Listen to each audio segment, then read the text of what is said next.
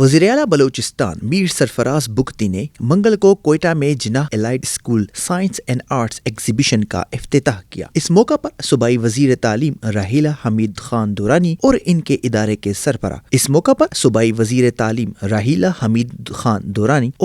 کے سربراہ سردار اسامہ خان ترین بھی موجود تھے۔ وزیر اعلیٰ نے طالب علموں کی جانب سے لگائے گئے سائنسی اسٹال کا دورہ کیا اور بچوں کی سائنسی تخلیق کو سراہتے ہوئے انہیں شاباش دی۔ وزیر اعلیٰ نے تقریب سے خطاب کرتے ہوئے کہا کہ بلوچستان کا مستقبل خوبصورت اور محنتی ہاتھوں میں ہے۔ آج کے طالب علم مستقبل کے لیڈر اور بلوچستان کے سفیر ہیں جنہوں نے مستقبل کی باغ دوڑ سنبھالنی ہے۔ ان طالب علموں میں سے ہر کوئی چیف منسٹر اور وزیر تعلیم ہوگا۔ ان طالب علموں میں سے ہی کوئی چیف منسٹر اور کوئی وزیر تعلیم ہوگا۔ اور انہوں نے کہا کہ ہمارا مستقبل آپ جیسے باصلاحیت اور محنتی نوجوانوں کی وجہ سے محفوظ اور باصلاحیت ہاتھوں میں ہے۔ بلوچستان کے نوجوانوں نے نہ صرف قومی بلکہ عالمی سطح پر بھی اپنی صلاحیتوں کا لوہا منوایا ہے۔